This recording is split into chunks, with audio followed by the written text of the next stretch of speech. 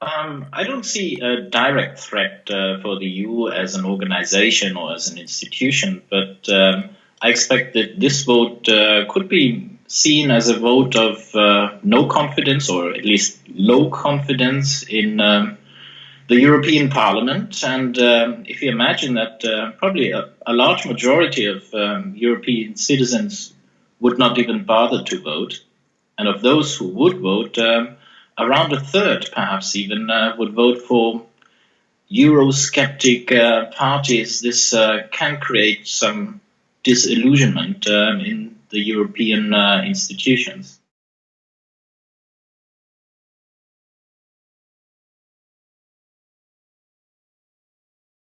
Um, I see three major consequences. One would be within the European Parliament itself.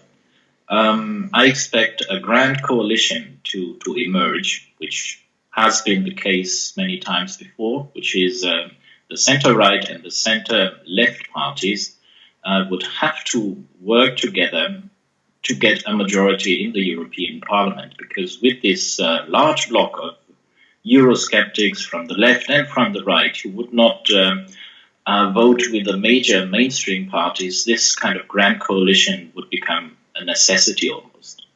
Second point, I I think there will be a rather big showdown when it comes to electing the new president of the European Commission. These elections should be different from the ones before because the result of the elections should be reflected by the nomination of the candidate for president of the Commission. However, I expect neither Martin Schulz, or Jean-Claude Juncker to really get a majority in the European Parliament. And they are pretty close, around a bit less than 30% in the latest polls. So it will become rather difficult to say that the one who has just a few more seats will be the direct candidate for the presidency of the Commission. So there's some trouble ahead. And the third consequence that I expect is not so much within the European Parliament, but in the national governments and national parliaments, in some really important countries in the European Union.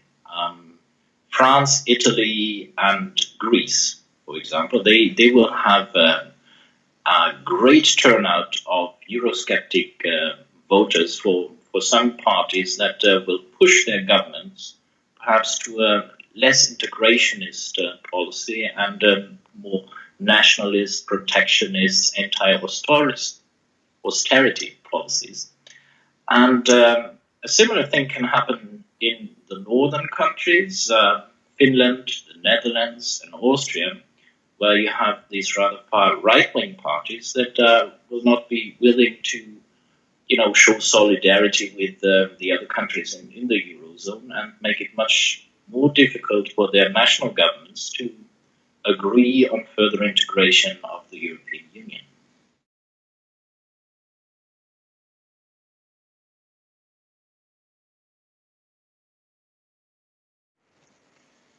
Difficult to say. For many voters, it does not really matter.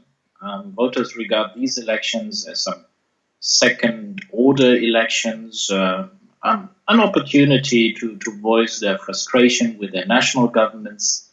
And in the way, they are also right, because the European Parliament is not a normal parliament that would elect a normal government. And also, if you look at the posters and the campaigns here in Germany, but also in other countries, it's very hard to see what the real questions are, where the real differences are between the mainstream parties, between these top candidates, Schulz and Juncker. And that is not really a good way to mobilize voters to see, this is really your choice and we have your voice counts. A large abstention can be seen as something like people don't see a need for change. They just don't see the point. But I think in this case, most voters don't realize that the European Parliament can change a lot. And this is why a large abstention is quite likely to happen, and also the European Parliament itself cannot really show what its role is in some very important questions, such as the eurozone bailouts.